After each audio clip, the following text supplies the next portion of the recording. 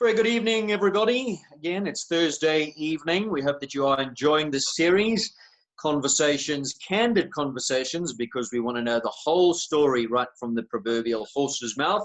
And we do hope that you are enjoying it. From all the comments, it seems that you are. Keep those comments coming. And if there's anybody you'd like me to chat to, please let me know. Don't forget about our competitions. The submissions are coming in thick and fast. Cutoff date is Monday. We have extended it. So you do have the weekend to work on your videos. That, of course, the Ken Frankton Skipping Challenge, 2,000 Rand, courtesy of Equipage. And also don't forget the Derby Hobby Horse Competition, 5,000 Rand up for grabs there to the winner.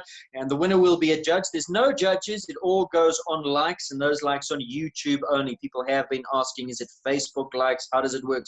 No, we submit. You submit to us, admin@kyalamipark.co.za. We upload to YouTube.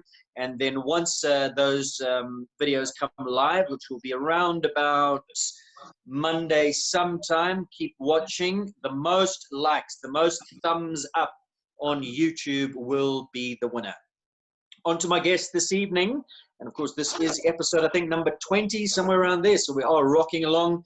He's a legend of the game, not only show jumping, he's turned his hand to show jumping these days. Well, he's been involved a long time already, but of course made his name known as an international top superstar eventing rider. Very good evening, Graham. How are you? Good evening, Aidan. I'm very well, thank you. And thank you very much for what you and your team are doing for the sport and the interest and getting everyone motivated. And that's what I'm trying to keep up. Have you been watching a few?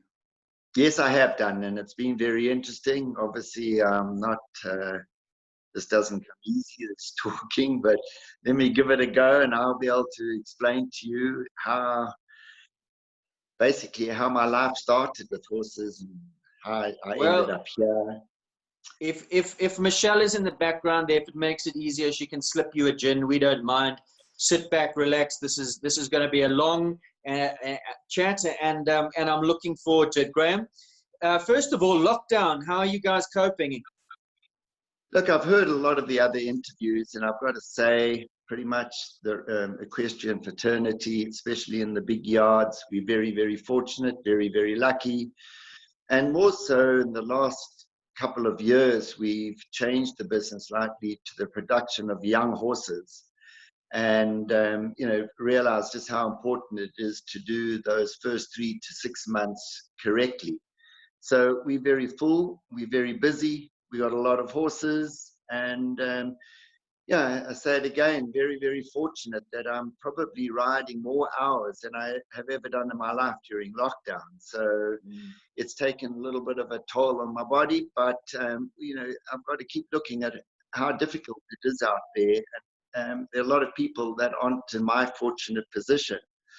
To add to it, it's been something that has worked for me. I've got my son, Justin, my daughter, Kirsten, Michelle. We're all here together. We have 3 meals together. And we're very, very lucky. We've got Neil Skark, who opted to stay on and help us. So he's been here since it's all started. And we've become quite a team. And, it's made one realize the importance of just family and working together all day. I'm not the easiest person to work for. There's no such thing as you get tired. You don't get tired. You just keep going. And what's been so relaxing is having Neil in the house in the evenings, where I've seen the family have started playing card games and just chatting and talking around a meal. But repeating myself, we have, as a family, 3 meals a day together. And so it's really worked for us. But I see what's starting to happen is the unknown of where to now, what's happening around. And one tries to not get too involved in listening to the media and reading, but it slowly gets to one, and it definitely has made me a little bit sharper towards putting up with too much. And it's more, I'm lucky. Things are working for me. I'm busy. My stables are full. We couldn't fit another horse in. I couldn't do another hour of riding during the day. But still that worry of where to now. How is it going to affect the sport? How is it going to affect my business? Will I manage to keep my staff employed in the manner that they have become accustomed to.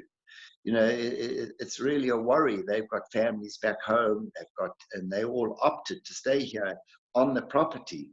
And we've done serious lockdown. No one's left the property. No one's come in. Michelle has taken a grocery list and gone off and bought for the staff, bought for us. And we've kept going. And, you know, it's really sad. I chat to the staff members, and it was all voluntary. 3 decided to rather stay at home. And we've managed to keep paying them.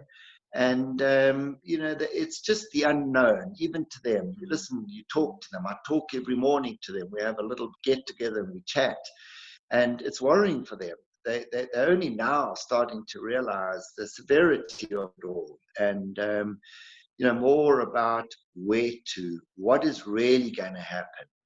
And listening to their stories of back home, they haven't the lockdown that we are all used to or becoming used to.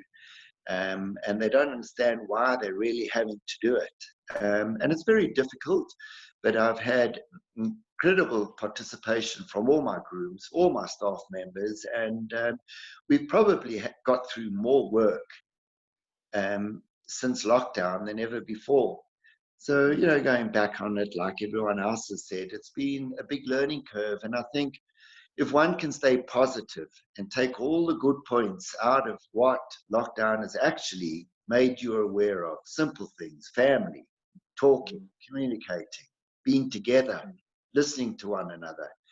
And that's very important. And I certainly am really at fault. I can get so involved in what my ambitions or aims are, whether it is to try and win a show, or which we'll talk about later, or keep the business going, or just selfishly, personally, just getting on with what I need out of life and working horses. You tend to neglect just the simple, basic family life. And it's made us very aware of it. And I, again, said it right in the beginning of the interview, to have Justin with us and how he has managed to fix and maintain and weld stable doors and fix paddocks. He works a full day for me. Kirsten is unbelievable. She can ride from morning till night on horses. Michelle's equally as tough. She keeps going. And it's lovely having Neil here. He is an outside, how can I say, influence who's happy. It's not really his problem at the moment. He's just bringing a little bit of a humor to our day. And, you know, that in itself is unbelievable. It's important. And so I don't know whether I should be talking so boldly about how well lockdown has suited me, but it certainly made us aware of life, about being together, family, communicating. And it's so important that. Yeah. And Graham, on the business side, are you having now to work all the clients' horses as well as your own string? How many are you sitting on a day? Well, Aidan, I mean, it's crazy. I probably ride up between 16 and 18 horses. You know, earlier on, long before lockdown, my children bought me as a Christmas present a watch that records movement or distance. All right, I am cheating, I'm on a horse, but I could cover up to 60 kilometers a day in this top small arena. So yeah, it's quite tedious, but I'm really keeping myself motivated to try and produce these horses that when people get their horses back, they feel at least there's some positive. There's something that they have paid for that has worked. So we're putting tremendous amount of work in. I worked out the other day that between 3 of my top staff members that lunge very well, we've got a walker, which I would not do without. I mean, it's been incredible that we can work up to 65 horses a day, and 7 days a week we're going. No one's had a day off since we started, and it's a way for us, in my own way of thinking, is putting back into trying to justify everyone battling at home, worried about whether they're going to be able to keep up the payments. Whatever their priority is, I can at least try my best to do my job, that the horses are all working. And yeah, it's been incredible. I believe we've produced a lot of horses in a very kind, nice way. Again, we'll talk about how we got on the property and the facilities and things like that. But at the moment, just to answer, yeah, I can do between 16 and 18 horses a day. Sure. What time does your day start, Graham? You must be up before sparrows. Yeah, look, I mean, it's by choice. No one makes me do it. I get up at 4 o'clock every morning, and I've got an incredible young groom, Aurelio. A lot of you would have known him and seen him at the shows on how he can handle and work with the most difficult of horses. He starts with me. He works with me. He understands me. And I'm telling you now, it's not easy to understand me, but he keeps up with me. And yeah, we ride under floodlights in the morning. We finish at floodlights at night. So it's been a lot easier to get through our day of that number of horses because of, unfortunately, no teaching. I mean, it's going to catch me up sooner or later, the no teaching, but I've got on with it.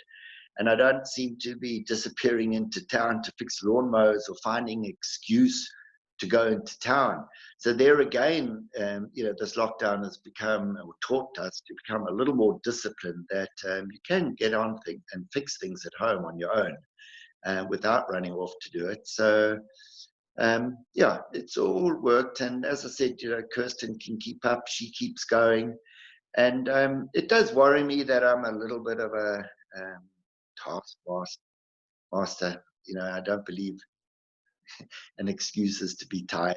You keep going. And my kids have obviously lived with me long enough. Michelle fits in. She does her bit. And she really is incredible. I didn't want to bring age in, but we're both getting a little on. And nothing slowed down. I mean, she's also incredible how she rides. And, we're very lucky. She's more patient and tolerant and gives the horses a lot more time than I do. I tend to work by numbers. She works by each horse having a good deal and a good time. So, yeah, it's one needs to, and I've started realizing I've got to look after myself in the way of not putting too much pressure on the horses because I'm feeling a bit pressurized. But anyway, hopefully, or maybe during the interview, we'll talk about the importance, what I believe, to start off a young horse and how important it is and how it can influence its future career by having those initial couple of weeks, possibly 2-3 months, in a direction that he understands what's expected of him in such a way that it's not forced and it becomes a way that he accepts. And it's something we've learned over the years by sheer working on it and just realizing there's no shortcuts. You can't force it. A horse will give you more than ever if he understands and is comfortable and relaxed with what he's been asked. And I think that is where my direction has started to go towards. No longer, these horses are so well bred. They are handled correctly. A lot of people say, Graham, when are you going to stop this backing horses? Let someone else do it. But I must say we've had a lot of horses. The majority of the horses are bred well enough with good enough temperaments to cope with what we do. And we have a system that is, really working for me very, very well. There still hasn't been a horse that I've managed to get on the day I start working it. Some of them take a lot longer in the way of hours, but up to now and again, I'm sort of, how can I put it, maybe a downfall in me. My goal is never ever to not be able to cope the day I start. And it's a very gentle process, but I don't know. We're well over 600 horses that we've started and backed in the 39 years we've been here. And I've managed to start them and I get on them the day I start. I definitely want to talk a little bit about that, but let's get to that a little bit later. Let's go way back in the story now to when you were a young boy and how you got involved in horses But tell me the whole story, Graham. Your parents, were they involved? Where you grew up, where you went to school, your formative years. I want to know about the coaches that were involved in the pony club, and in your words, your whole story. Yeah, great. And I'm from Pietermaritzburg, Scottsville, in town, and from not a horsey family at all. My dad was a pharmacist, turned into a very successful businessman, ran key pharmacies in Pietermaritzburg. My mom was, and when I say an incredible lady, she really was the ultimate mother to look after us and bring us up. To ask why I started riding, later on in years, I realized, and I can tell you now, I didn't find school the easiest. And I think what happened was Mom thought it would be a good idea for me to start being involved with an animal, with horses.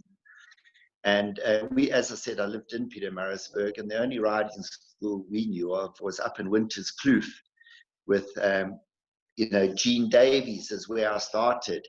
I was 8 years old and I started. I didn't have it easy. I rode school ponies. I rode school ponies for many years. When parents bought my first horse, Ripple, 70 Rand. That's what we bought the horse for. And I rode the horse with Gene for a few years, I would have thought, and then moved to Margaret Schreiber. And she really helped me a lot. We bought a horse called Meteor from Margaret Schreiber. I was very involved with Sarah Pennell then, Sarah Delahaye, and Marilyn Crabe, Marilyn Godbold. And they really helped me. And I think everyone, if I mention the name of the Nisbets, an incredible horse family that lived in Hilton. I bought a young thoroughbred from PJ Nisbet, a horse called Glow Lamp. And that was the horse that really started me in the eventing. And it was quite interesting. Today, I received a WhatsApp from a very good friend of an old dressage and score and cross country. And it was in 1979, Silver Spurs at ICB. It was one of my first trips up to the Kyalami area. I'd really ridden at a very low key. And I can only tell you this, I would have forgotten it, but I saw it today, that Glow Lamp won the Silver Spurs in 1979. Jeffrey Klemperer, the governor, was second. So there, now looking through the 40 horses that were in that class, you started realizing of all the names that were so important to me. But I didn't know these names then. I came up, did my best. I just finished matric in 79. And it was a year where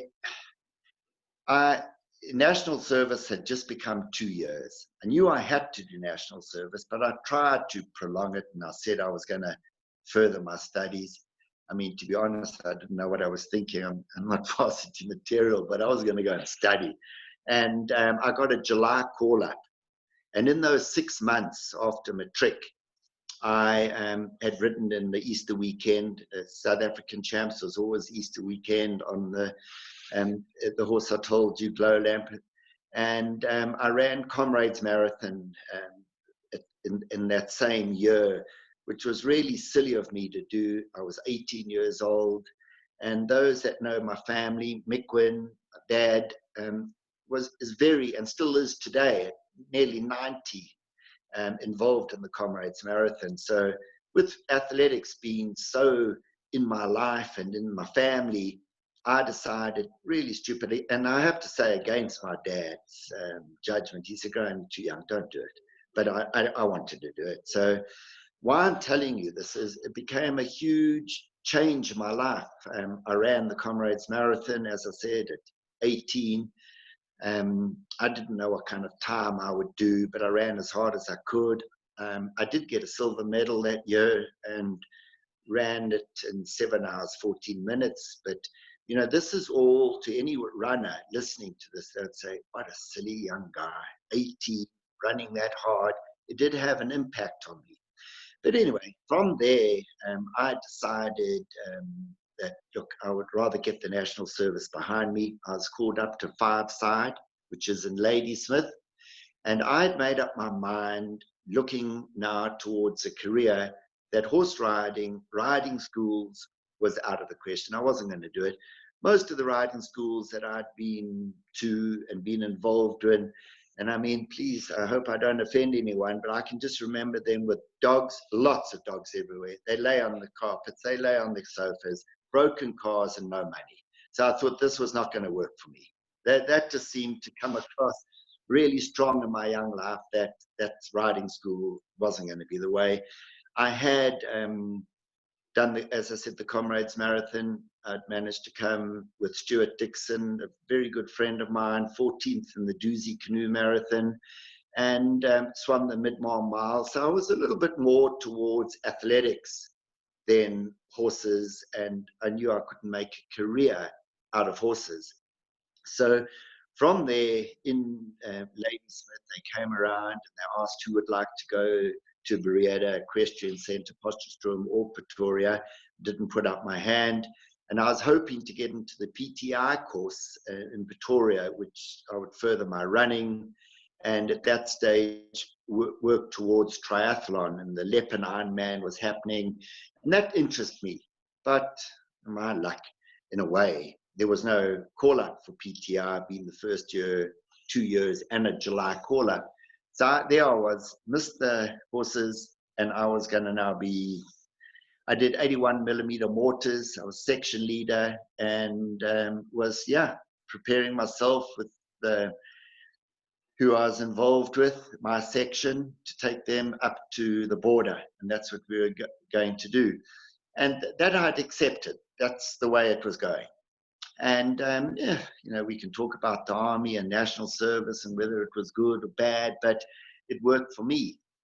In a 7-day pass, just before we were going up to Grootfontein, I asked for permission because I'd been asked by the late Martin Delahaye, for those that are listening and involved, Effie Delahaye's son. He owned a horse called Coconut Ice. He had hurt himself and said, Graham, would I ride the horse for him at the Natal Championships? And the show was at Yarrow in Carkloof with Dawn and Morris Mackenzie, an incredible venue where we all learned to event. And I want to say the hard way or the tough way, but we learned to ride there. And I was very lucky. The horse went well, everything worked out, and I won Natal Championships. And that was obviously covered by the Natal Witness, which is the local Pietermaritzburg newspaper. And young army guy won Natal champs in his army uniform. And it was a little bit of a talk up in the Natal, in the Witness, Natal Witness. Somehow, Paratus, the army magazine, got hold of this, and I doubt within 10 days, I was transferred to Potchefstroom with no say, no army, no 81 millimeter mortar section leader, no border, off you go to Potchefstroom. And that is what, and why I believe, if it's interesting, changed my whole life from athletics towards the equestrian side of things, and had an incredible time in the army under Peter Stark. I mean, what a man. I mean, he really taught me a lot. I had never, ever really had to ride at that kind of level before. And if you think back to the army and how they were getting these so-called sport horses in from Namibia, Southwest Africa, which just about the time I was there, changed to Namibia. And Peter Stark had got all these warm bloods in from Namibia, and they were in some incredible horses, like really serious horses. I was very lucky to take over the ride from Kenny Lee, a horse called Onduno Butterfly. And what a mare, a little grey mare, unbelievably scopy, tough. And because I had evented before, I took this horse which had show jumped before and started eventing. And really been very, very lucky being in the MNet or the so-called M course in the army, started riding and going to as many shows as I could. We produced this horse up to South African champs, and in 81 in Toyota, I rode Butterfly in the big class. And what was also interesting, and I think it's important I bring this up, I cross-entered the horse because I knew I hadn't really prepared myself enough. It was asking a lot of this horse to go from show jumping to ride at the top of level in eventing within a year. So I'd cross-entered, and lucky I had parents that could pay for them in those days, the cross-entry. And a very good friend who has had a huge influence in my life of late is, really, he encouraged me, and I keep laughing about it because I was up at the scoreboard just before nominations, and I had to make a decision whether I was going to do the mini champs or the South African champs there. And, I was encouraged to put the horse in the open class, in the big class. And it really worked fantastically for me. I came second in my first South African champs on this relatively inexperienced horse. But I have to tell you, it was an incredible horse. It's so much so that I stayed on extra time in the army to try and see if there was any way I could get this horse out of the army. But the army was still quite strict in those days, and those kind of things weren't going to happen. Before you continue, who was the friend at the scoreboard? You said your friend, well, and what did he say? Ken Hall. Ken Hall, then, I mean, unbelievable figure. He is, those that know Ken Hall from Port Elizabeth and his own life story. And it really was something. I can just remember him being there and saying to him, asking him advice. I knew he had ridden it around the big derby. He had ridden around South African champs many times, and he did it his way, very, I wouldn't say unorthodox, but he was an incredible rider in what he had achieved on the horses that he had. And he said, Graham, you do the big one. Go, you do the big one. There was absolutely no question about it. He was so positive and so encouraging that, I did it, and it worked for me. And, really that was the real start of it, because straight after that, we went up and rode up in Namibia at Volkskerk, Reinhardt and Karen's farm, and I took a Butterfly up there, Hayden. I mean, it was an incredible opportunity to ride. And Reinhardt was one of the very first course designers, when I say in the country, in our area, that built pretty much on the level with attention to detail as what you would have seen overseas. I mean, anyone that had the opportunity to be and ride and watch and look and walk around Reinhardt's tracks, they were masterpieces. They were unbelievable how well he built. So there again, I took this fantastic horse, Butterfly. She did very, very well up there. And it was up there that I met a businessman, Sid Reed. And Sid Reed, lived in Springs. And he mentioned to me, Graham, what you going to do? You're coming out of the army now. What you going to do for the next 6 months until the end of the year?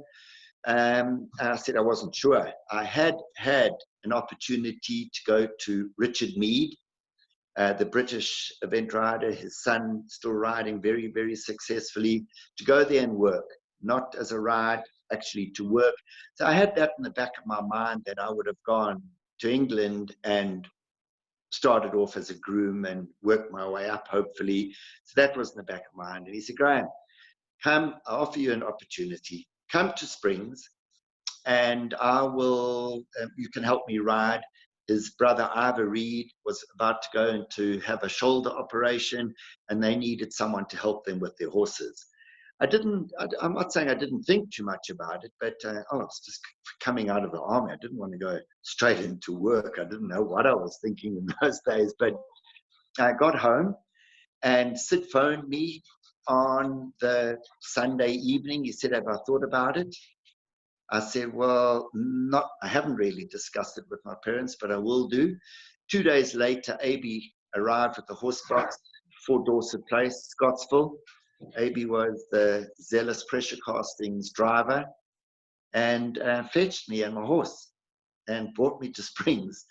So anyway, that again was going to be short-lived. It was just until the end of the year to help them, and came up to Springs and rode the horses. And it was, again, Sid Reed has had an incredible influence on my life. I want to say I come from a pretty sheltered background in Pietermaritzburg, had done national service, but it was within the army. And Sid was an incredible guy, and he was very, very generous and gave me sort of a car. He gave me a credit card. We rode. I suddenly started riding against all these big names. He gave me the opportunity. So life was really good. And he taught me something, which again we'll talk about later, is there was no rules. I could basically do whatever I liked. I just had to make roll call and do my job properly. And that in itself was how I've tried to live. I've tried to, those that know me, I try and ride as hard as I can. We have in the past partied very hard, but I'd like to say I've made roll call. And it stuck by me, and I've tried to live by that. I don't know how proud I should be, but certainly I try to make roll call every morning. And anyway, I carried on riding with Sid and going to all these shows.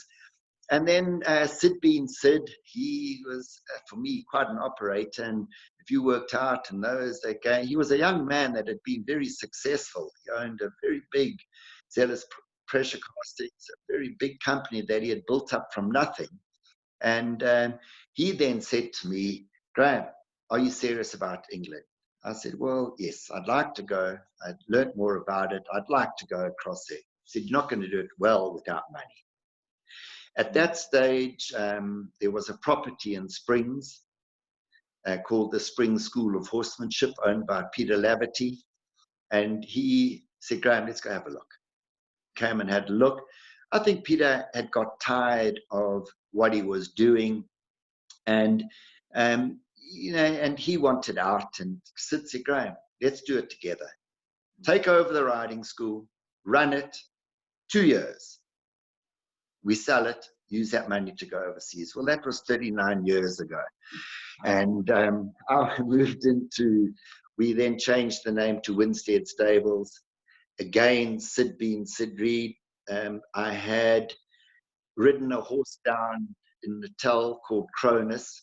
It belonged to Michelle Renz. And Sid found out that Michelle was writing her finals at Edgewood Training College. He said, wouldn't you like to lease your horse out, take it off you? You don't have to have the expense. And Sid organized it, and I got another horse to ride and rode the horse. Michelle started coming up to look at the horse in Sundra, just outside of Springs, with my brother. He used to come up on the train in those days and come and watch. And well, those that know Michelle, is now my wife, very proud of it. And again, what Sid organized was, Michelle was under contract with the Natal Education Department. And I don't know how he managed to do it, but he had her loan transferred to then Transvaal, and Michelle started teaching at Selcourt. So we were 21 years of age. It was really young to settle down and start a business together. We were in those days. Yeah, I knew where it was going and what was going to happen. But it was more of a kind of, I was riding a horse, she was coming up to look at the horse, and then we moved in together and started Winstead Stables way back on the 1st of March 1982. And we started off, and it was really, in a way, tougher than the national service, just the way we started. I mean, this was crazy. I'll tell you stories that we didn't even know which horses belonged to us and how it worked, how it operated. I'd never cooked a meal in my life for myself. I mean, in a way, it was really scary. I think back now of how we started and how it went. We had a little red beetle, that VW Beetle. That was the bucky. It did everything. And so we really started off with a teacher's salary and really a riding school income. And that's how it all started. And it's been an incredible story for me, an incredible life of how we managed to compete and keep competing. Anyway, you know, and as we started, we were a little bit, those that know Springs was an old mining town with a lot of red tape, and they made it really difficult for getting licenses and getting it all registered. And something that really stuck in my mind, and it played a huge part and worried me a lot, is again, those that knew Springs, there was a very strong Jewish community. A lot of the big industries were owned by a lot of very, very successful Jewish families. And they had started moving out as the mine started coming under pressure and no longer being the mining, thriving city that it was, or town. And someone said to me, Graham, you've got to understand, when Jewish families move out, is there much future left here? Well, I couldn't think of anything different. You know, I certainly was going to make the best of this opportunity to do the best I could in the riding school. And again, and then that was 82. In 84, Barron Junction, Rick and Cora Manette were selling Barron Junction. And again, it was a very big temptation. Then the late Bill Clifford, Paul Fillery, there were a number of owners around that area that were prepared to try and get me the property. But I had got used to Springs. I enjoyed the clientele. I was enjoying the company out here, and I enjoyed what we had. And I turned down an offer. You know the property better than anyone. You know, the old Barron Junction. I mean, what a property, but what could have been an incredible opportunity. But again, the more I think back, I'm happy here in Springs. It's worked for me. It really has worked well. We've got an incredible facility going. But anyway, again, we'll put that off and carry on with, you know, where to now, what we were going to do. Sid helped me buy a horse called Impulse from Richard and Harriet Barrett. And I rode Impulse, and Impulse was the horse that gave me my first South African title. And there, in an evening with Sid Reed again, you know, there was, I would say, at a party, we were all talking and chatting, and Sid gave a speech about me, the horse, and said something that was to change, in a way, my life. And he said he believes that looking at the South African riders that have won South African champs, there was Ernst Holtz that had won 4 times, Greg Cleverden, Matthew Stubbs, fantastic riders. Johnny Nicholson had won it before. Going way back, it was very prestigious to win the Whitbread Trophy and South African champs. And he said he believes, and he puts money on it, that I'd win the South African champs 10 times. And it sort of changed a lot. And if I think back, I can feel myself getting a bit emotional about that kind of belief someone had in me to ride at that level and win 10 times.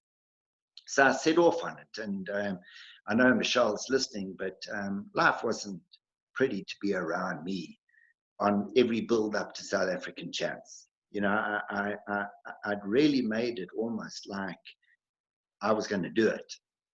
And it became a huge part of my life. I mean, I dropped my weight to a certain weight. I've ridden every South African champs at that weight. It was just something to get my mind right. And I rode and prepared myself that there was absolutely no chance that I wasn't going to win. I try to believe that strongly in it. And going back there was a new concept going on about sports psychology called the winning edge. And a lot of people might think I'm very arrogant and come across as arrogant. I hope I don't. But I can remember them phoning me to ask if I wouldn't be interested to join up and come and be not part of it, but learn about the winning edge. But I was on a little bit of a roll. Things have been going well for me. And by the end of the interview or the conversation, they had said, well, do you want to come and give us a few words? I just believed that I could do it. So, yeah, I don't want to bore the people too much, but I'm very, very fortunate. I went on and I did manage to win 10 South African titles. I have won it 15 times. I've won it on 7 different horses. And it was something that taught me about confidence within yourself and a belief in yourself, which again, I hope you remind me about, and I'll bring it in, how important sport is with an inner belief of confidence at whatever sport you do, and how important it is to believe in yourself. So anyway, that wasn't... Well, before you go on, I want to know, you touched on that winning edge, and they asked you to, you were the guest speaker talking about mental preparation for big sport. Yeah, they were asking, I think they wanted me to join up. I know Gail Foxcroft had gone in, Bruce Fordyce, Comrade's mother, runner, had been involved. And it was more to try and get riders to believe in themselves about the confidence of this so-called winning edge. Mm. And yeah, I don't want to say I didn't need it. I need it now. I certainly need it now. A lot more there than then. And I'll tell you about reasons why I need it now. But anyway, that was the way it went. And then pretty much after the 10th or 11th win, I had retired Maestro. I mean, he had won it 7 times. You know, one horse to win SA Champs 7 times. He ran barefoot. He was an incredible horse. And, you know, had life been slightly different and I'd gone overseas with a horse like that, the outcome could have been hugely different. So, but anyway, it didn't happen. And I started cycling a little bit more and more. Well, Graham, when you say the outcome could have been different, what do you mean? Well, I'll tell you about my story of when I did get to the World Equestrian Games, okay, the horse that I did take. You know, the timing wasn't right when I had Maestro. I was busy trying to win 10 South African titles, and that was my goal or my aim.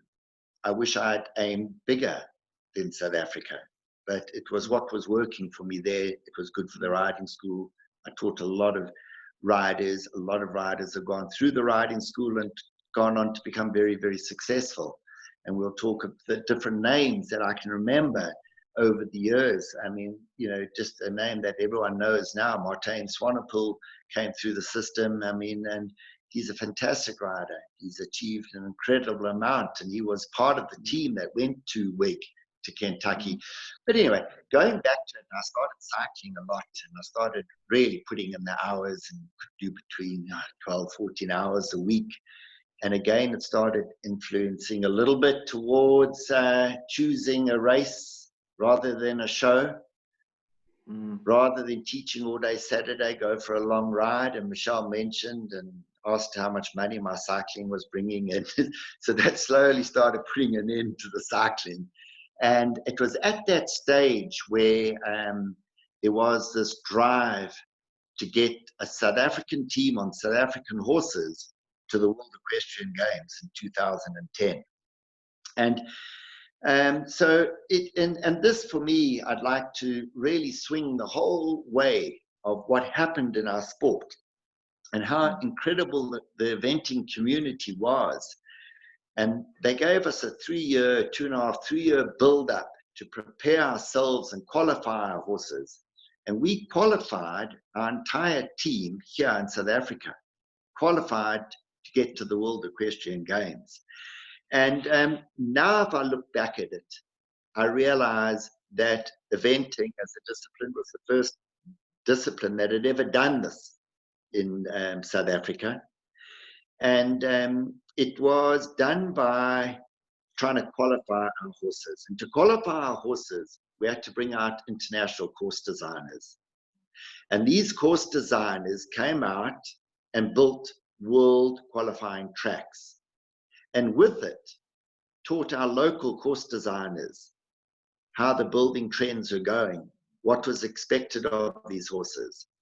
And there was, those that remember, there was an incredible amount of hype, incredible amount of build-up with all these international riders, course designers coming out, what influence they had on the sport themselves. And Aidan, I'm going to need you to help me here, because I'm going to bring this in later, of how I think course design has even changed show jumping in South Africa. And the sport is controlled by course design.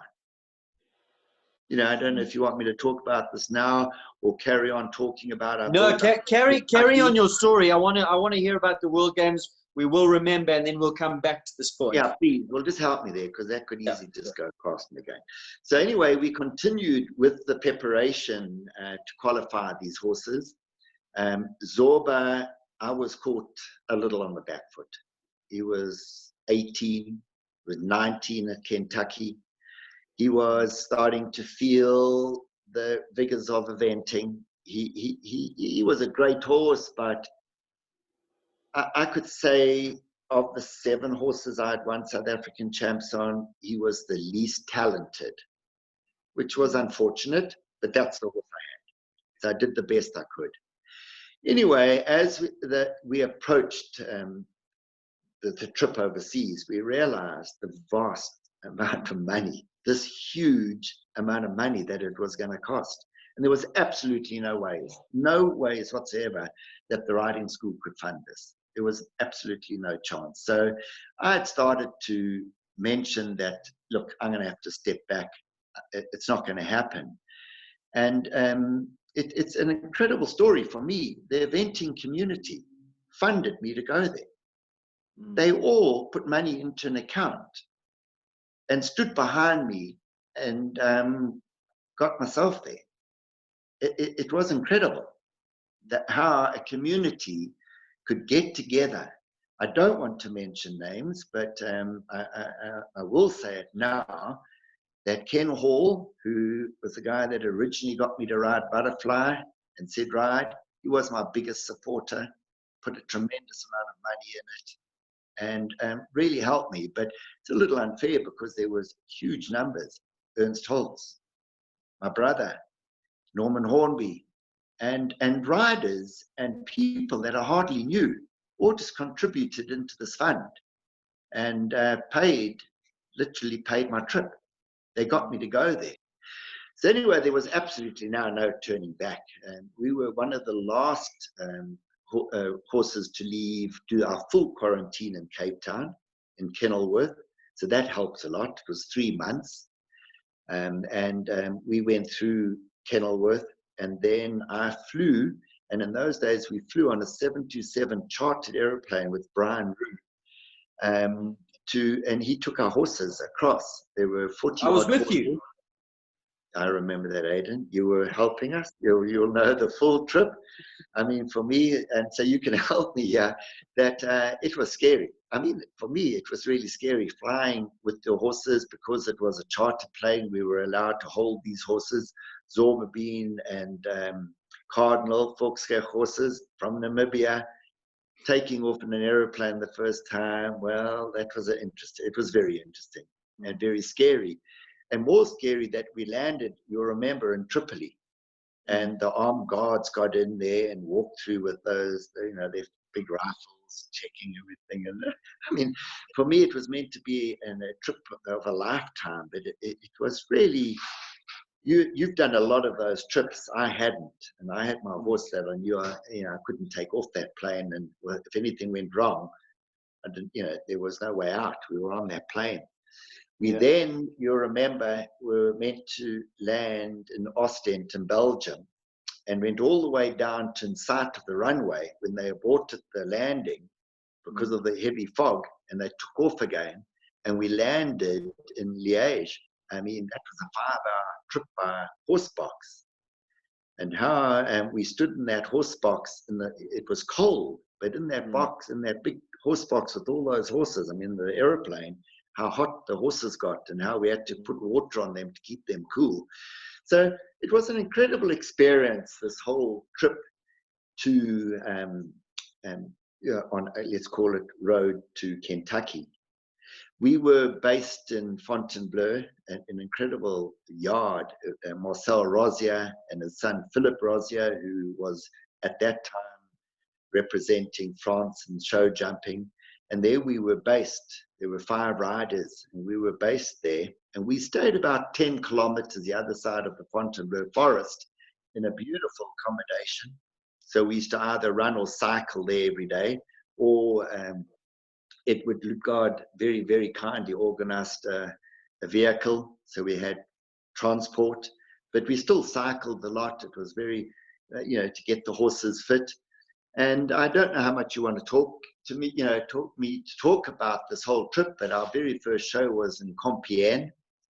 Zorba felt very, very good. It was our first time in the arena with Mark Todd, Michael Young, all these top riders. I was the last of the South Africans to go.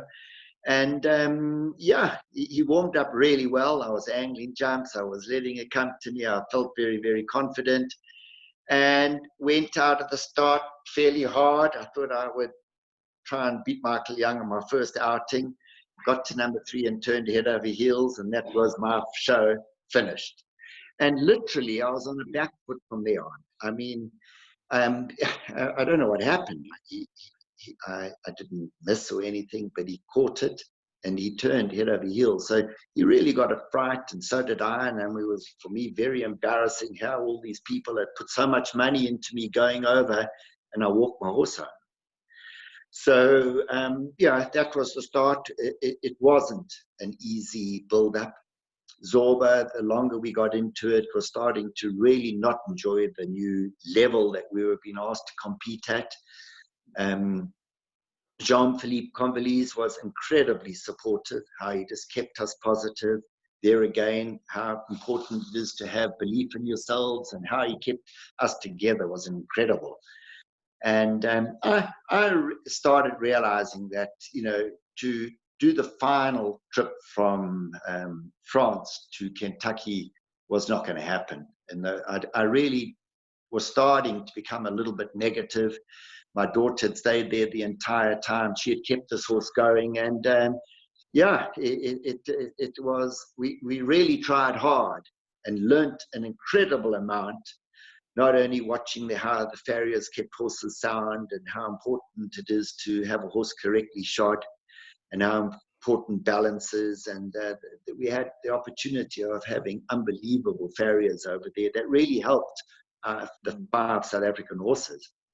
And anyway, we continued with it. And I don't want to say there was no way out, because it sounds like I was becoming a little bit disillusioned by it all.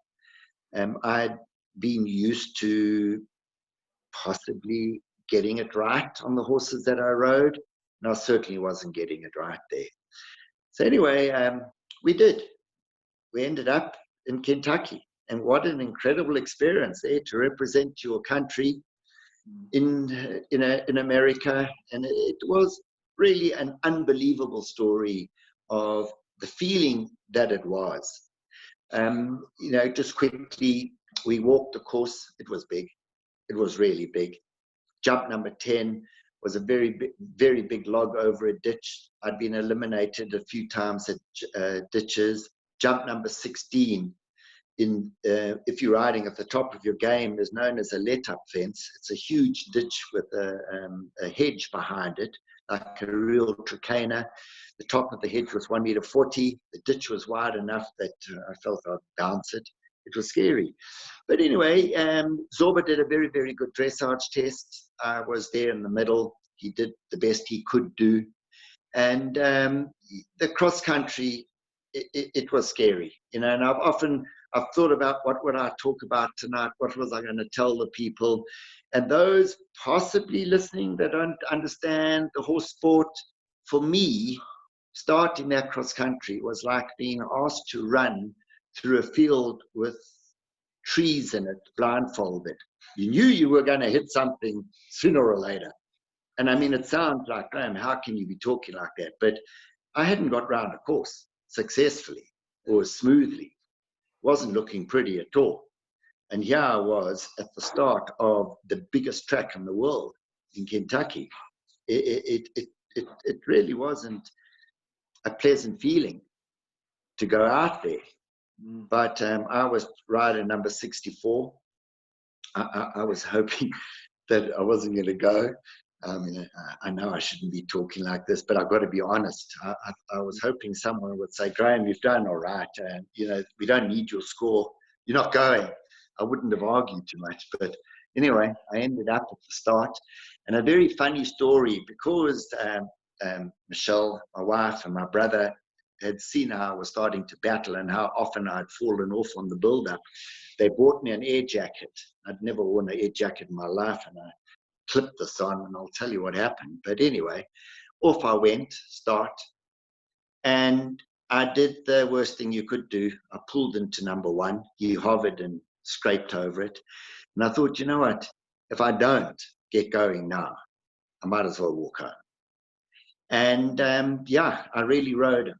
I rode him as hard as I could. And yeah, I can look back at it now. I got a very an old, tired horse. I got around the Southern World Equestrian Games. He ran so hard and tried so hard that he pulled all four shoes off. You know, it was, I didn't think I was going to do it. I can remember riding into 10, number 10, this big ditch. And I held his head up as high as I could. And I rode as hard as I could. He never saw it. How I got over it, I don't know. The pictures that I saw circulated through the world were not pretty, but I got over it. Anyway, I managed to keep this horse together, and I kept going. Jump number 16, this huge trachena, off a left-hand turn right in front of the crowds. I had possibly 6 strides off the turn to get to it. And it's still as clear as ever. I came around that turn with him bent to the outside with his head as high as I could keep it, and I went as fast as I could and held on for dear life. He didn't see the ditch. Lucky I got to the right spot.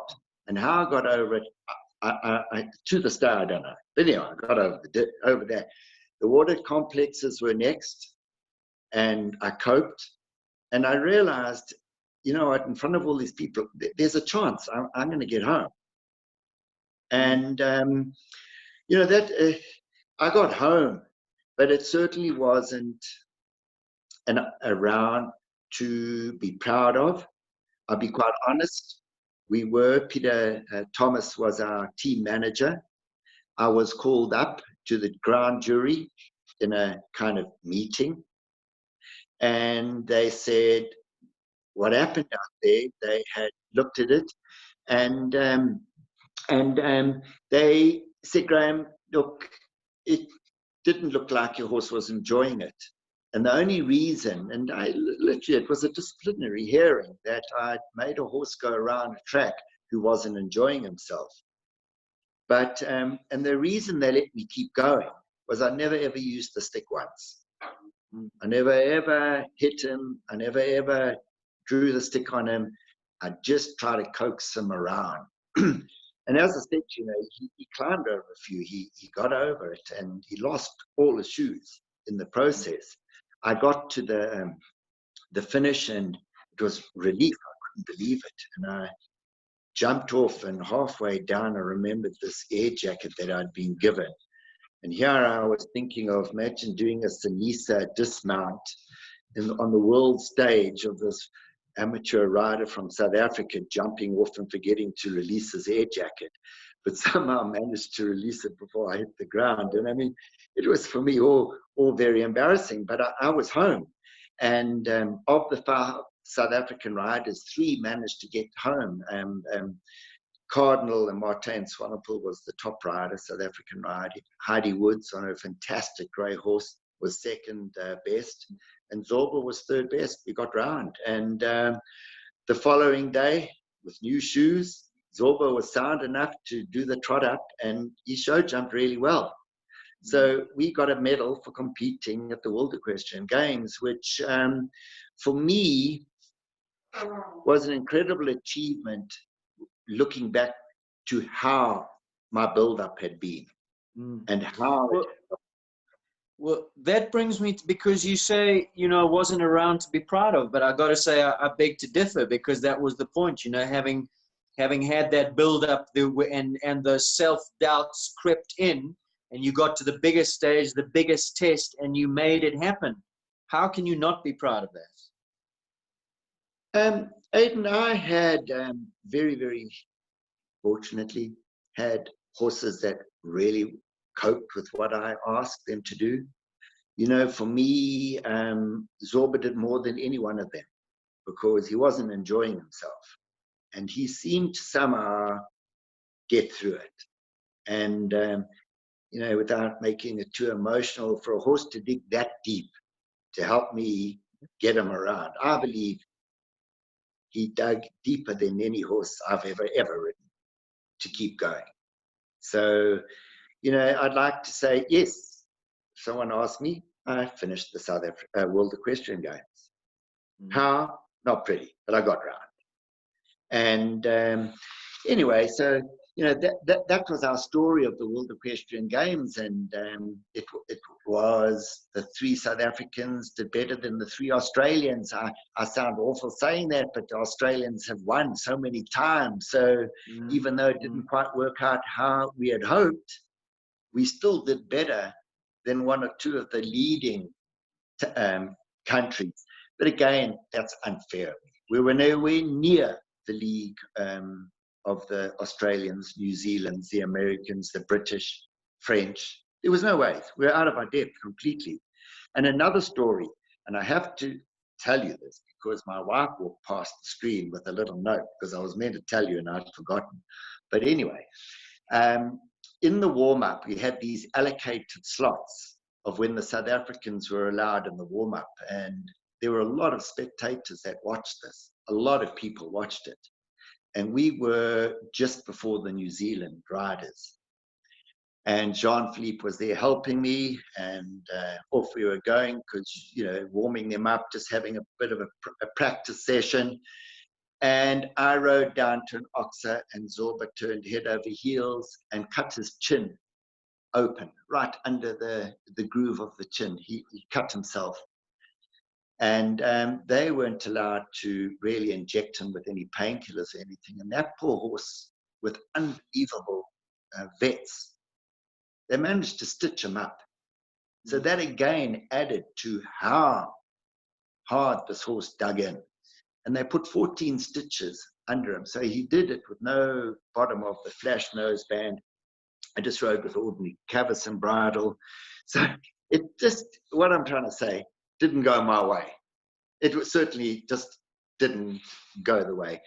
Anyway, and I don't want to go on too much from that, but we Graham, were then, you finished the World Equestrian Games. That's what you set out to do. I mean, it would have been unrealistic for you going there, the team, Green, having never done it before, going, saying, right, we're going to go medal. That's not what you went for. You went to represent and to go around and to represent your country, and you did it. So, you know. I just, Aidan, as I said, just took on a huge, for me, responsibility to try and, in my way, pay back all those generous people. And I repeat, people I didn't know, how they just said, and they just kept funding it. So when I made the decision afterwards to bring Zorba home, there was no money to do that. People paid. They helped me get him home. And I know you've interviewed Lisa Williams and spoken about Campbell and her hardships and the South African riders that had been over. But I'd like to say we pretty much had it tougher than most. I mean, it took 5 months to get Zorba home. What happened was Brian Roux got into trouble there, and the tax forms weren't quite right, and we had to re-tax these horses. We had to go through all the paperwork. So we weren't allowed to leave America when the other teams were. And in fact, the time we got off the tarmac in America, the Australian horses were in their paddocks back home in Australia and New Zealand. We were still in America. We then were to fly to Amsterdam. But with the quarantine in Amsterdam, we missed the quarantine in Oliver Tambo. So we had to find accommodation for these horses. And we were very lucky. A very good friend of Kirsten's, Tamsin Hutchin, in Cornwall in England, said she'll keep them. So these poor horses, two Namibians, went off and spent a winter in Cornwall in the snow. So for me, it's an incredible story. We could talk a lot about just Kentucky and the hardships, the good times. There were a lot of very, very good times. It was fantastic. We were, to have my daughter with me, Martijn Swanepoel with me. And I mean, he's always good fun and very, very confident on whatever he does, whether it's in riding, the finance of it all. He's confident. He knew it was going to happen. He also, and his dad, helped me tremendously. So anyway, we've eventually got Zorba back and retired Zorba back to where he was born in Namibia on Reinhard Fuchs' farm, Fuchskerk. Reinhard rode him. He became a companion horse to the resident stallion and lived his life in Namibia. So, I felt I'd given him a retirement for having been taken out of his comfort zone, having tried and dug so deep to get around such a big track that, I felt good to be able to offer him the retirement back home. And he looked fantastic. And Reinhard was very, very kindly retired him for me. And, going back to Reinhard and Volkskerk, all my top horses were bred on the farm and all came from the farm. We backed them, produced them. And Reinhard certainly bred the stamp of athlete that was suited for an event horse. So in so many ways, Reinhard was way ahead of his time with breeding athletic running horses, which is a little bit how we're going to start talking about in the show jumping, what type of stamp is coming into show jumping at the moment. But Reinhard certainly bred horses that helped me do my job in a very big way. Before we move on to that, Graham, the whole campaign to Kentucky, how long was the whole campaign? Were you over the entire time? Or you mentioned Kirsten, were you crisscrossing? Yeah, Kirsten was there longer than I was. I had to keep coming home, not only for visas, but I had a business here. I'd come home for 3 to 4 weeks, never more than a month, and go back and do 3-month stints over there. So I did manage to get back, see my family, be with Justin and Michelle and the horses, and teach and try the best to keep things going here. But Michelle pretty much kept everything going and going very nicely. So she, I was again very lucky there. So we did commute, but I would spend up to 3 months there riding. We rode in a lot of shows. While Martijn wasn't there, I rode Cardinal. I rode the different horses for the different riders that needed it, and we all helped one another. But Kirsten was pretty much there all the time, and it was really hard for her. She would phone me and say, "Dad, this is what's happened," or "This is what's happened." I mean, one time we were having to get a vet to work with Zorba, and he put not a shot machine, but a magnetic machine over the horse. And the horse went over the top of the stable door and fell over the stable door and hurt himself. He was not an easy horse, Zorba. He was one of those flighty Namibians. So, I don't want to sound like it was all doom and gloom there, but there were a lot of things that didn't go our way with the preparation. If you want to talk about the good sides of it, there were plenty of it, but we made it good. I loved the forest and the running, and we got really fit there, really fit, and had a fantastic time that way. Is that what you were talking about, where you said things may have been different? If you had Maestro there in the prime of his career, knowing the horse like you did and seeing what the international stages that things would have been different, that he was a horse that you could have had a real shot on? Yeah, I think so. Maestro had an uncanny ability to look after himself and stay on all 4 feet. It really was. He was a horse in a million. You just don't get horses that could run on our going barefoot like he did. Never missed a day in his life of unsoundness. He moved well. He had stamina. He could run. He show jumped well. He did everything. So yeah, you know, imagine, but it didn't happen. Had I gone overseas with a horse of the caliber of Maestro, you know, I'd like to say it must be a very good toss-up between Nosip, Maestro, and Cardinal to be in the greatest event horses South Africa's ever seen. But you know, I'd like to think Maestro was, only because he knew his game. He was one of those horses that read a situation moving forward. And, you know, whether it was my schooling or my training, I'd like to say that it was, but he had an ability to help himself. And I mean, he never made a mistake in his entire career. I didn't realize he was barefoot. Was he barefoot his whole life? And I shot him twice, sorry. Once in Potchefstroom, riding on that oak clip up there. I trimmed him myself too short and felt really sorry for him, so had shoes put on him there just for that event. And once at South African Champs, I ran him with front shoes, but he ran barefoot. Sure. So, never slipped, never battled? Never. I only started slipping when I started show jumping. but no, he never ever slipped. He would run around there in the rain. He was as sure-footed as ever. And I'd run in the time barefoot like that. And what happened, and it started realizing the tougher the condition, the tougher the course, the more chance I had. You know, I was sort of in that believe in yourself mode, and I knew I would prepare a horse better than most in the way of preparing them for the event. So, you know, and it worked for me.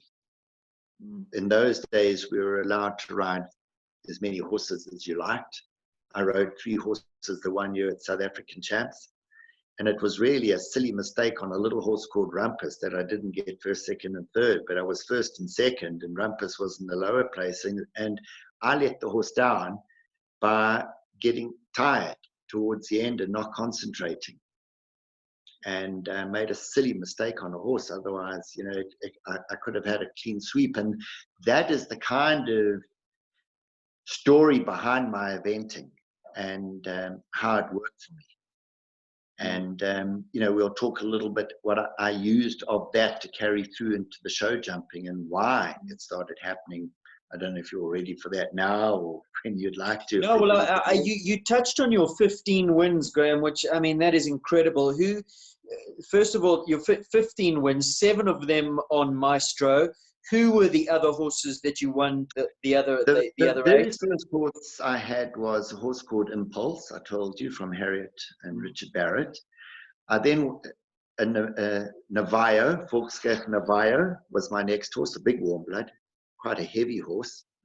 Then I took a ride on Casey Jones, a free ride horse. Panic the Bank was his racing name. I believe Gonda Beatrix had something to do with him. Early on, it belonged to Ivor Reed. He gave it to me and I rode him. He won it. Then there was 8 to the bar, a straight 8, thoroughbred, incredible horse, really fantastic. And there was Maestro, there was Zorba, and Senator. And Senator was the last horse that I actually won South African Champs on, and he ended on his dressage score, which doesn't happen too often. But that is more the Cardinal type horse. He had everything going for him, just not an easy temperament. Maybe I should have chanced and taken him to the World Equestrian Games, but I just felt he was a little immature. But yeah, Senator is still around today. Those are the 7 horses that I'd ridden. And then I'm just going to go way back in the story because I didn't want to interrupt you. But when you were in the army, Peter Stark, was he very much part of chipping away at the rough diamond, molding the dressage, getting the discipline? Did he have a big influence on your riding? A huge influence. I can remember, just quickly to help you out there, I remember Butterfly running home with me from an outride all the way into the stable block, and I couldn't hold it. I went to him and I said to Peter, or Commandant Major then, had this problem. Yes, he said he saw. And I thought, well, I need another bit. He said, no, try, put a snaffle in and go and teach it in the dressage arena what to do and what's expected of it. So he had a huge influence on my flat work, a huge influence. And he believed that most of the problems were bit problems and that could be sorted out by schooling a horse properly. So, yeah, I rode butterfly and a snaffle around SA Champs. He taught me, as I repeat, you sort things out on the flat work or in the dressage arena, but flat work. So I would have thought I based my entire career around flat work and getting a horse to understand the importance of self-carriage, self-balance. So Peter Stark was a huge influence. Huge influence. Now, when you came back from the World Equestrian Games, during that time, there was this boom period in South African eventing. It was really strong. There was a strong top end to the sport. That seems to have changed. What happened? Was it because you and Martin moved away? Because you guys were such pillars in that sport. Yeah, I wouldn't like to say that was the reason. I can tell you my reasons for it, and I could possibly be looking for reasons to, how can I put it, explain why I left eventing. But what had happened was, and I don't blame it, there was such a drive to get the South African team across there that it built the sport to an unbelievable, you used the word, pinnacle. It was at the height of all disciplines. We had, the numbers were increasing, the standard of the courses was increasing, it was just a win-win situation, pulled from the top. And when we came back, there was definitely a drive to try and give back to those that didn't have the opportunity that we had. And they started working on the lower levels. You never build a sport by pushing it from the bottom. You pull it from the top. So what also happened, and this is again what I'd like to start mentioning, with the top course designers coming over and us having to prepare our horses to accommodate and cope with the demands of these course designers. Our local course designers working under them, learning the importance of course design. Course design, you can make a horse or break a horse. Bad course designers in the lower grades will prevent a horse from succeeding through its career. And all this started, for me, unfortunately, lowering the standard, not intentionally. But we are isolated here in South Africa. You need international either participation or officials, or stay ahead of course design. I'll tell you just how important course design is. And again, it was embarrassing for me. I built 35 years at President's Park, had the opportunity of going to a number of these global programs of course design. I had the whole community backing me, trying to get me to course design to the best of my ability. And there was a jump at President's Park going into the water in the lower grades. I think it was 80 centimeters. And we had Giuseppe, and the Italian course designer out here. He was in charge of a course design seminar here. And to save face, I said, Giuseppe, I briefed these riders not to go so fast. I told them to respect the water. I mean, it's embarrassing, but these riders don't listen. The coaches are to blame. And he very politely took me aside and said, Graham, you are in control of how jumps are ridden. It's you. You are in control of the outcome of that picture of how it looks. And although it was very kindly done, it again changed my way of thinking. And what an incredible opportunity to have someone of the caliber of Giuseppe mention to me, and very kindly, not in public, told me, Graham, you can control that. And so that changed a lot, and I'm So afraid. what was he saying, Graham? That you were the question you were asking of 80 centimeters going to the water. Allow them to gallop from too far away at the water. He said, you know, had you positioned the jump that they negotiated the jump and on a turn back to the water, you would have encouraged control. Yeah. And little things like that I have been incredibly lucky to have had all these people back me and support me in either course design or in my coaching or mainly in my riding. And little things like that, I've never forgotten. So when you go out there and a jump doesn't look right, the picture isn't pretty. It's not their fault. It's the course designer's fault.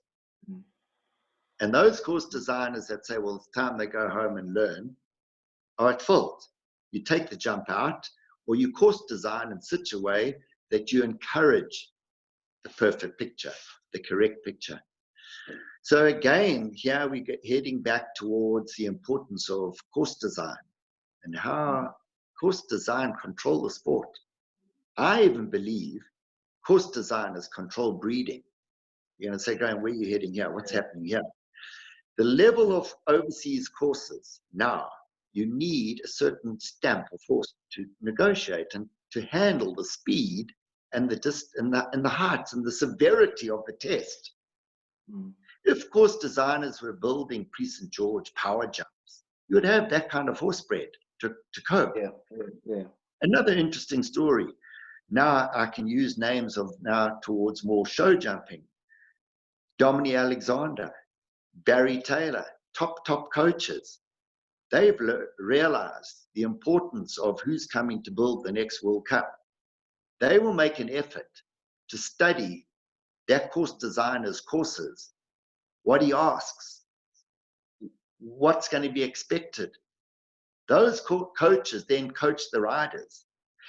They even go as far, those coaches, as saying, your horse is not quite up to it. You've got to do it this way or that way, or encourage you to buy a horse which will handle course design. And Dominic Alexander, and I say Barry, those are just two names I'm using. Study it. They know it. And you go there for a month, 6 weeks on the build-up, and you start practicing what's going to be asked of you for that particular course designer. So not only is it changing breeding, it changes and ups coaching. Yeah. It ups the quality of horses. It makes you realize this course designer is building. They can say to you, we're going to get 3 clear rounds. They pretty much get 3 clear rounds. That is the art of course design. And I still don't believe that enough coaches, course designers realize it. But look how our Kate Lander and Ryan Sanders and Kevin Spratley and those have become serious course designers. Serious. They can build on a par. Where did they learn? Why did they learn? How did they learn? From our World Cups here in South Africa of bringing out top designers. They learned it. They saw how to do it. And, please, I have such a bad memory. I hope I haven't left anyone out that feels a little bit, I said, but those are just quick names that come up. You better mention Anna or we're going to be in trouble. No, well, definitely Anna. but Anna will know that because I support Burlington more than any other venue. But it's true what you say, and it's true of both the top end and the low end, because like you were saying with, when you were pulled aside and said, well, it's your fault. The same thing exists in show jumping. You have to be cognizant of the fact, and it's a big bugbear in my life because I also produce a lot of young horses. And when you go to shows where the questions just are not at the level that you're asking those horses to perform, you can do, as a course designer, a serious amount of damage to the confidence of a young horse just by being naive in your course design, by having too many questions. Aidan, or trying too hard. Yeah. There's nothing that produces a horse better than a lovely flowing canter outride, which incorporates within that flow a few jumps, but it doesn't happen. I mean, I've looked at of late, and I tried hard, and I told myself, Graham, don't pass comment, don't criticize, because you're not there anymore. It's unfair of you. But watching a few of the tracks that the 70s and 80s and 90 horses are asked to do is just not horsemanlike. Yeah. It's not fair. Yeah. It's not right. And that only started creeping back in once we weren't being followed or guided by these top coaches. I mean, course designers. I believe the top designers still in this country build fantastic big tracks. Really do. They're very, very good. But everyone needs to be continually motivated and redirected. I mean, you work with Eric Winter. Eric Winter is building badminton, probably the #1 course designer in the world at the moment. He's continually studying it, learning it, looking at the form of the horses, what works, what doesn't work. And if it doesn't work, you're not going to teach it at home. If it doesn't work, it doesn't work. Take it out. Yeah, yeah. You know, so I mean, I went on his clinic, and again, that he mentioned it. You know, the questions that you are asking of the various levels when you're 70s, 80s, you are asking those horses to progress. You want to give them confidence. You are not trying to prove how clever you are as a course designer in your distances, and you've got to build to the level that those horses are. You've got to understand the questions that you need to be asking. And that's what you're saying as well. That translates into show jumping. Yes, when the horses get to 140s, 145s, 150s, that's when you're asking the serious questions, half strides, you know. But I think a lot of people, new course designers come in wanting to impress, and they get stuck in that trap that they go, well, how can I make this course that people not remember this course, but you know what I'm trying to say, impress people. And that's not the point. The point, impress riders by encouraging horses along their way, along their journey. A happy horse is a happy sport. It doesn't work the other way around. A happy horse will make a happy sport for you. And keep it natural, keep it simple, and keep the picture happy. And I think that's what's really important. Is that back to our question earlier? Is that part of the reason why eventing started to go? No. I don't want to say it. Aidan, I think we should move on a little bit into something more friendly and more suited and more.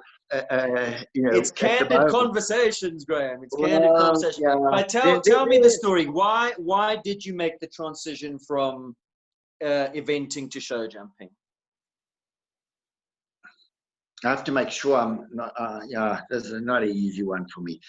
What happened towards the end, you know, I wasn't really, when I say enjoying what I was doing, but maybe I was starting to look for a way out.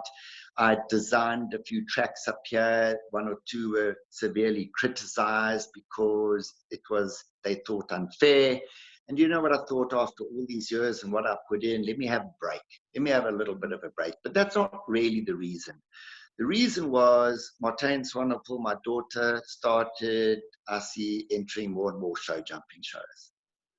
And show jumping has never been my greatest of the 3 disciplines. I felt more comfortable going around across country.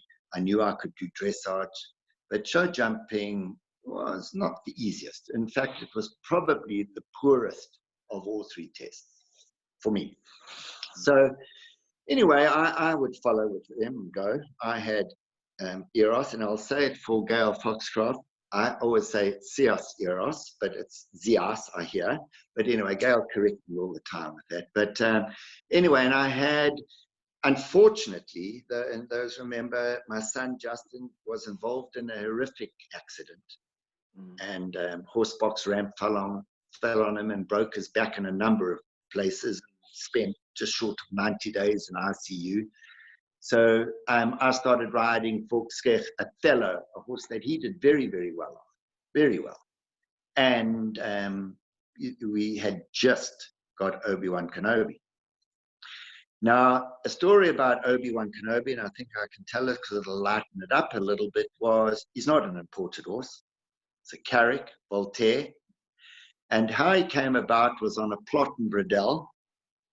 And a very good friend of mine, Norman Hornby, being a lawyer and a businessman, had gone to look at this property. And on this property, there was a young colt and a young filly.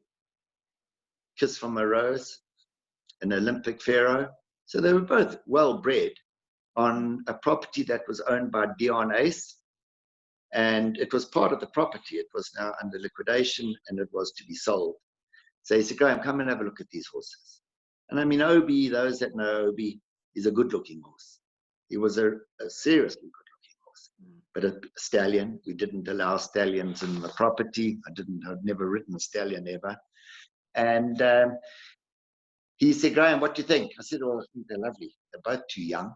And the one's a stallion. What are we going to do with them? So anyway, he said, we're going to get them. But he had to make a plan because it was part of the property. But Norman, again, Norman managed to organize it. Very funny story. He asked for my two-birth. And off he went. He and his wife, Denise.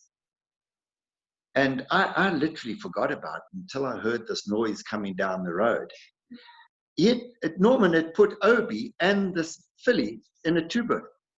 And quite incredible, he was driving, his poor wife was in the two-birth, and they're still married today. It was, I mean, crazy. This Obi, those that know Obi, he nearly broke that horse box. Anyway, poor Denise. But Obi arrived, and I was still eventing. Obi went on and even did a 1-star down at Carpluth, a great horse. And he had started show jumping. Eros was eventing 2-star, which is now the modern 3-star today. Othello had evented and started show jumping. And I started enjoying it. And it was for me, and I know a lot of people say, which shows does he go to? It's an incredible community, the show jumpers. Every one of them have been so helpful. Every open rider there, every top rider, has always helped me, has always steered me in the right direction, been very free with their advice. I mean, I am very fortunate. You all know I'm coached by Dominic Alexander, for me, an incredible horseman. He has the ability to ride a horse through the rider, and that's an art. You can coach as much as you like. Some have it, some don't. He literally rides your horse through the rider. And yeah, so we get on very well. I think we have a common interest in flat work. And he helped me and he started getting me going. But all along, and I say it again, the show jumpers offer their advice and their help so freely. And we started doing more and more. And I secretly thought this is working for me. That my confidence, possibly from coming off from eventing. I had Othello come third at the top in the Big Burlington Cup, and that was huge for me. That was my first sort of big ride, I would have thought. He jumped really well for me. Eros won the 135s at Burlington. So, you know, things were starting to happen, and Obi in the beginning wasn't easy. He's a very unorthodox horse. You cannot dominate him. You've got to encourage him, go his way.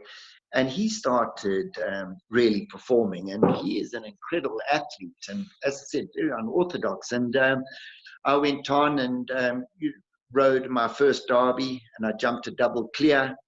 It was my luck that year that I was probably riding against the two best Derby lady riders for me in the world, Nicola Horwood on Don Camargo.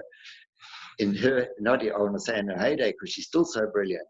But when Don Camargo was formed, could have done Hickstead, he could have done any Derby in the world, and I believe very successfully. Campbell and Lisa Williams, I don't have to tell anything about. I mean, just look what they've done. And they, and when I say unfortunately, they went clear as well. And there was a moment that I thought, I'm going to pull this thing off. Because you were first to go clear. You were the first. I was the first clear, but I was the third horse. So I was the third worst qualifier, if you want to look at it that way. So I went in there, And I mean, I'd walked a few Derby courses beforehand, and never ever in my wildest dreams that I think I could ever jump myself that big. I always thought I'd miss, for sure. I mean, I've never jumped that big at home. Anyway, I never jumped that big. So, yeah, and it was all laid out for Obi. You know, Because sorry, Graham, that was your first Derby. Let's not forget that was my your first first Derby. You jumped yeah. the World Games. How was your state of mind in that walking the course for the Derby, as opposed to your state of mind walking the course for the World Equestrian Games? A different kind of scared, if I could put it better. No. The Derby, being on Obi, I just knew that if I kept him going forward well, I'd be okay. The World Equestrian Games, my horse had stopped jumping ditches, and there were 2 big ditches in it. So it was more walking the World Equestrian Games of how I could survive and get him over them without, you know, him hurting himself or without. The Derby, you know, show jumping, if you hit the poles, they generally fall down. That helps. Oh, no, don't always believe that. I've fallen more show jumping than ever in my entire career eventing. Show jumping, I've fallen off a lot. So anyway, I'm lucky I'm not a scared person. Yeah. I know my limitations, but I'm not a scared person. I don't think, well, imagine if I get hurt. The World Equestrian Games, it was more for me, would I be able to get him home? Would I be able to get him around? Around the Derby, I knew I was going to go. I just wanted to go clear. So when I went in there and Obi looked around and he was the only horse on that stage with all those people, he sort of rose to the occasion and he helped me. If you look very, very carefully at the round, he dug pretty deep. But, you know, saying that, and I laughed to myself, is, well, I've taught my horses to help me, you know, and they certainly do. And I believe that they've learned. That's why you've never, ever seen me get on a chance ride and ride a horse. I've never done it. I won't do it. I ride horses that know me and know my way and put up with me. They've learned to put up with me. And that is what I build the horse's confidence on, and my own confidence on, that I do enough homework at home that I know they're going to do their best to help me. And if they don't, I've misread something and I better go back and practice harder or do it slightly differently. So, you know, going around the Derby was really big, really, really big for me. But I just knew, and as Dominic had said to me, he said, Graham, you've got to keep going forward. And, you know, I lost my stirrup over number 3. And I can remember turning into the steps and without stirrups, and I kept going. And that's what worked for me. And I say it, I was on Obi-Wan Kenobi. I mean, he can jump houses. He's incredible. Do you think that type of coursing, given you, and this is a question I'm sure you've been asked many times, that given your eventing background, and the Derby is a course where the jumps are quite far apart by today's course design, as in opposition like World Cups, it suited you because it loans itself to getting on a rhythm and going forward to the fences. And then, of course, the funnies, as they're called, where most show jumping riders go, oh, you know, Gail spoke to us the other night. She go, oh, you know, for her, the bank's nothing, because in the SAA eventing championships, that would be nothing, absolutely nothing. No, I definitely think that. I was very fortunate. I remember just before that at Revel, I jumped a clear round around my first World Cup on Obi. So that was happening quickly. Those that were, you know, a bit cheeky and know me would say Graham did better at the Derby because he had more time to think in between jumps. It wasn't happening too quickly for him. But yeah, the Derby is a more forward running, a lot more time in between the jumps, the dike and the water jump and the star, and, you know, the narrow jumps, the drop. None of that worried me, and my horses do it. You know, remember Obi had done a bit of cross country before, and so that definitely does suit me more. Any track spread out helps me, but you know, if you want to survive and show, excuse me, in show jumping today, if you miss a distance early on, it's very difficult to regain that distance. That goes back, and I'm sorry I'm repeating myself, to course designers' ability. You know, it's just changed so much. Even in the very short time that I've been show jumping has changed. And I put it to the World Cups and to the course designers that have come out. But definitely, course design has changed. When we first started show jumping, and I spoke to Martijn Swanepoel about it, we spoke about Martijn riding and very successfully with the horses he's got now in 140. And we seem to have dropped back a bit. We're not as so-called gung-ho in the beginning and taking it on and really going. And I think that we've suddenly started realizing show jumping is show jumping. There's a certain specific art to it. And you can't just do it on being the confident event rider I was. It helped me, and I still believe that I'm going to get back there. Obi's feeling good. I've got another young horse, Calaho Vivaldi, who's really good. And believe me, even through this lockdown, I wake up every morning and prepare these horses to beat Jonathan Clark. I mean, for me, he's my hero. He's the best rider I've ever seen in this country. He is in a league of his own. But I'm still going to beat him. I'd love to beat him in his own game, and I'm going to try with the horses I've got. So that desire to still do well is there. It hasn't slowed down.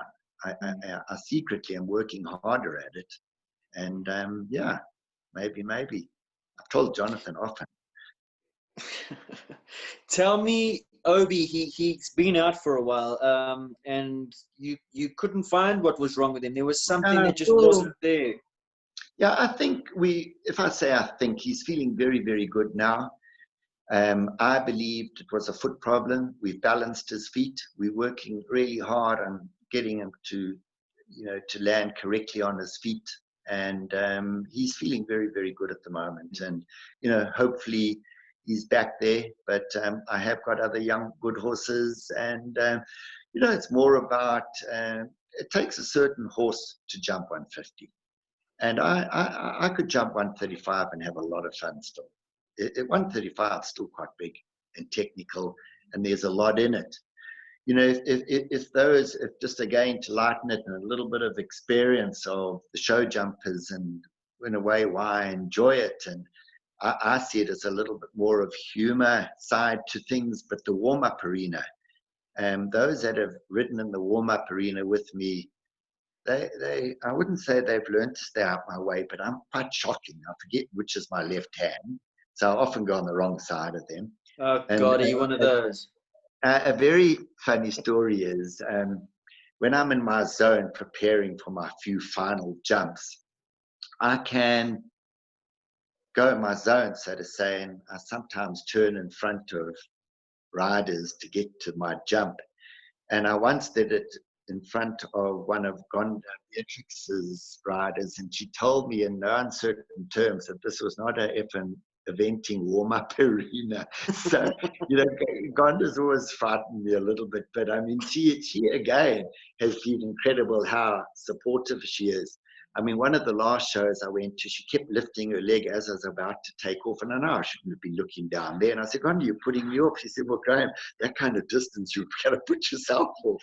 But, so funny things like this, and it does it with humor, and it's laughable, and everyone, understands it. And I go back. I'm really enjoying my riding as much as I ever have. And I want to waiting for this to all start again and get back there, and I'm enjoying it. I'm having fun. I don't want to slow down. Coming into show jumping after winning so many eventing championships, did you find when you get into top level show jumping so much more that preparation or flat work or rideability that you had to put into your horses? And what I'm saying, and I'm trying to say it in a way that it doesn't sound disparaging to eventing, but eventing is such a different discipline.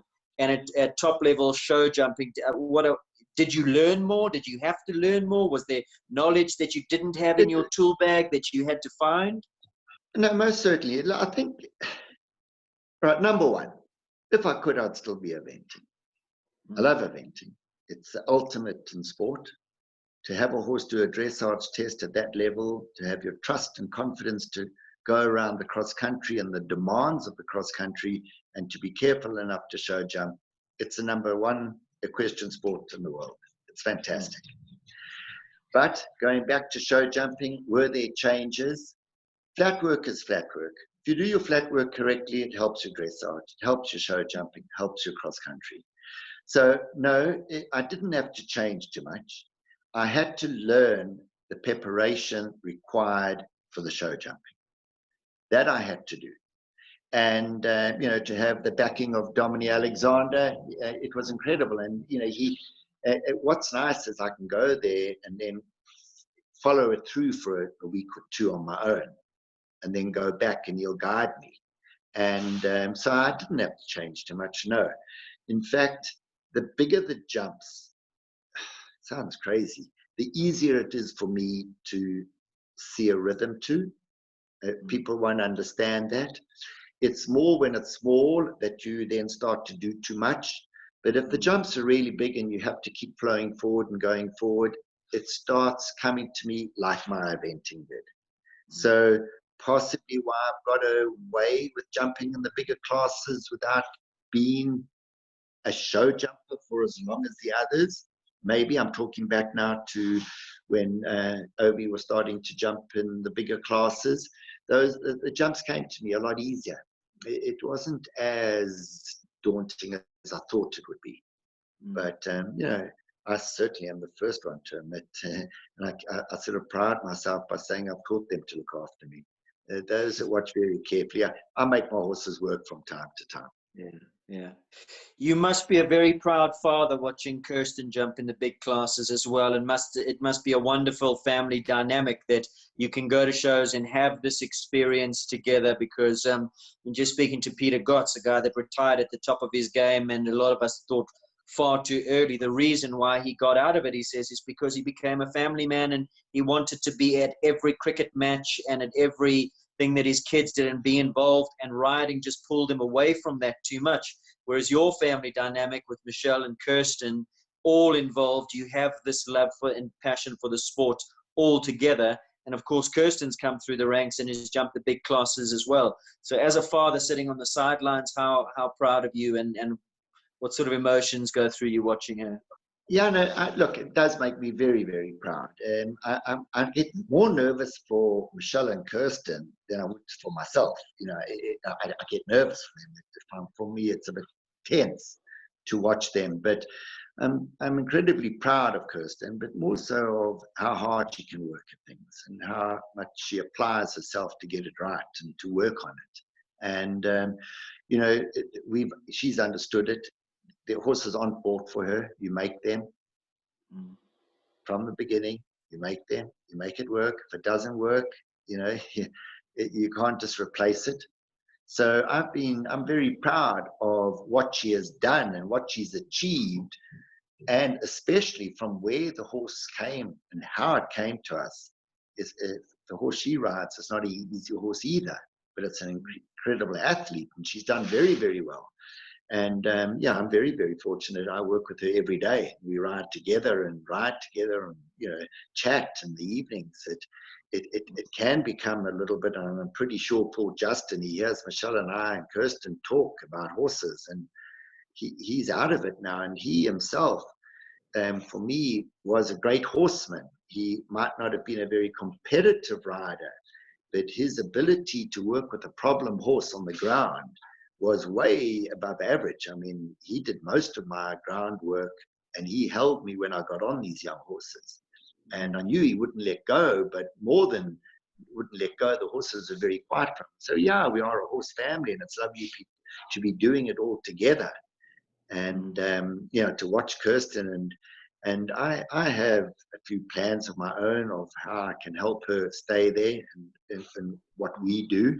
And I'm looking forward to it. I really am.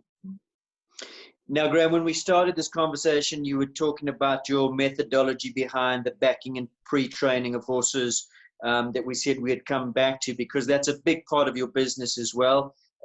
You've told me that it's also picked up since the auctions have come in, that you get a lot of horses post-auction that just need to decompress maybe a little bit after all those tryouts. So tell me about this side of your business, the backing, pre-training, and the young horse side, because that is a passion for you. Yeah, no, absolutely. What we've done, and we've started doing it, is right from the beginning, we start them in a halter, and all of the work is by example of other horses, done in a halter where you're not forcing anything. They learn to become confident, to follow, and go by example of their other horses. They're herd animals. So you keep them in the herd, so to say, and they learn by what the others are doing. And it's worked for me. And if we can get through walk, trot, canter, straight lines confidently without having to apply too much pressure to the horses, they learn a way of going that is easy for them to accept. They don't become defensive because they've misunderstood something. Their mouths are kept pretty light and soft in a halter. We don't stay in a halter because a lot of the owners will say, they're not riding on the halter, put them in a bit like a normal person, and we'll start. But it's worked for me, having that type of approach. And it's become, not secretly, but I work with young horses, and I could keep doing it without even having to compete anymore. I thoroughly enjoy the production of young horses and seeing how they come on and how they understand. And actually, if you want to, how quickly you can bring a horse on in a very relaxed, soft way. There are unfortunately times where you're having to handle bad management before they get here. It's more of a human space kind of thing where they don't respect space or respect people. That's why so often I find working with the young Namibian sometimes a lot easier, because they've had herd animal instincts. They know a pecking order, they know their spot, they know their place. They might be scared, they might be nervous, they might be flight kind of animals, but I can work with them, and I'm not working through someone else's mismanagement of handling. So, but again, I can't be choosy. If someone sends me a horse, I accept it, I take it on, I try my best to do it. And there are one or two that haven't gone quite to plan, but lucky there's not many that happens to, and it's a whole process. And again, if I had to come and help or teach anyone, it's by example. They see what's happening in front of them, they see what's happening behind them. You ride the horse in front, you ride the horse behind you. I do it in a walker, they see it, they notice it, and they start accepting it a lot quicker. And the least people around me when I do it, the better. I'll never be able to tell you when I'm going to do it. You might send me a horse, and for 4 days I don't go near it. But the day I decide that I'm going to ride him today and work with him, I start early in the morning, and sometimes by that afternoon, at the worst, I'm on the horse. I can walk and trot it. So it's a very simple basis, very simple. I've learned it over the years. I tried it the army way in the beginning, but there's not a whole platoon of Graham Winns that get bucked off and the next one get on. So I do it without any bucking. I try. Every now and again I get caught out. I do still fall off. And then away from the horses, are you still into comrades? Tell us a bit about how many comrades have you run? Are you still very... No. I mean, do you have the time to run? I run. I enjoy being fit. I do a little bit on the indoor. At the moment, Chantal Swanepoel, Martine's wife, is sort of our leader here. She organizes all these warrior races. So we do as many as I can. If there are not too many major shows. So we're always preparing ourselves. I just generally try and keep myself fit if I can. We started gym just before shutdown, so that didn't last very long. But we've got a very well-equipped indoor training, treadmill, bicycles, and gym. So we keep fit. I do believe that as one gets older, you've got to stay supple and as fit as you can to keep riding. I really don't want to get to a stage where I start hindering my horses too much. So yeah, but to answer it, no serious cycling, no serious running. It's all just to assist in what I'm doing now at the moment, staying fit and agile. And so yeah, that's it. But you know, I'm very, when I say involved with comrades, my father Mick Winn and his wife Cheryl Jorgensen, Cheryl Winn now, and Cheryl is still the main lady of the comrades. You know, this is the first year that it's possibly not going to happen. Next year will be its 100th year of running the Comrades Marathon. That's how long it's been around. So yeah, it's very much in my family. You know, to believe that Comrades Marathon was run from a room in a house when it first started to now being the organization that it is. It's a huge, huge organization, Comrades Marathon. So how many have you run? How many have you completed? No, I only ever ran the one. I was only silly enough once. I ran it, and yeah, and then it was really the army and then horses. I'd love to have done it again if circumstances had it, but I don't think I would recommend that. They're far more beneficial running competitions in the Comrades Marathon. You know, it's a fantastic event. It's historic. It's fantastic. Got a lot of tradition behind it. But if you want to run, you know, half marathons, 21Ks, it's the way to go. Possibly a full marathon, but to run ultra marathon on that Durban, Durban route is very demanding on runners that are not hardened correctly. You've seen these guys during lockdown raising money and running ultra marathons around their complex where they work it out. Ryan Sanders down in Cape Town ran 160 kilometers around his house. I mean, you know what kind of mental strength one must have to do that. But if you see him run through, you know, across the desert and the mountain ranges and the distances he ran, I mean, he's world class. It's unbelievable. So to run for 160 kilometers around your house is a new kind of mental challenge, I'm sure. We did that. That brings me, that is the one point where we were going to come back, is to, you were talking about mental strength. So before we say goodbye to you, just let's finish on that. The modern day equestrian rider and the pressures that one is under as a professional. You've been there, and you said you were touching on mental fortitude and how strong you have to be. What gets you in the zone? Yeah, it's not about what gets me in the zone. It's about having an inner belief in yourself to really feel that you can do it. And whether you back that up with just working harder at home, more preparation than you know the others put in, whatever it is, you got to believe in it. You got to believe that your system is working. You got to believe that you are right to do it, and you got to believe that you can do it to win. It really is something that is an incredible strength in athletes, to believe in themselves. An athlete in any field, golfing, whatever, you know, it's really, and it was all started in '96, turn of the government, when a lot of us, Anne-Marie Ettlinger was one of it, Charlotte Stubbs was another, Rogan Askin was with us, and we went over to Australia. And for 7 days had lectures. I was trying to get out of it. I said, imagine having a 7-day lecture. I mean, I couldn't even get to varsity, let alone this.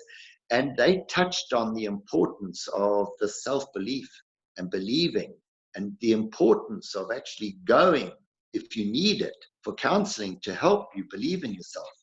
You know, you get the riders that we know, and if I don't even have to mention names, that are really confident in themselves.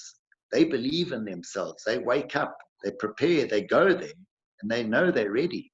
They believe in what they're doing.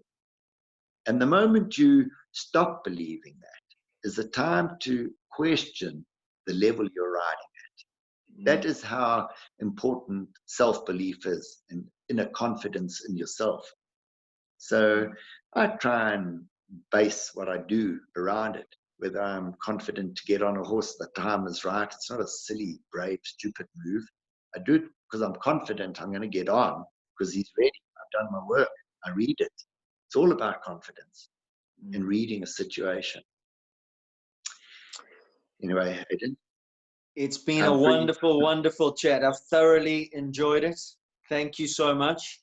Can't wait to see you guys back at the shows. We're going to get through this. We believe that. And yeah, we'll be at the shows hopefully sooner rather than later.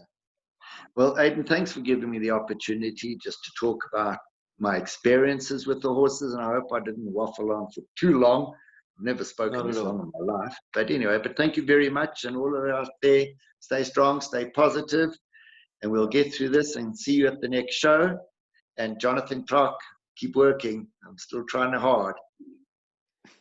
Graham's been wonderful. Have a good evening. See you soon. Thanks very much, Aidan. Thanks. Bye. Cheers.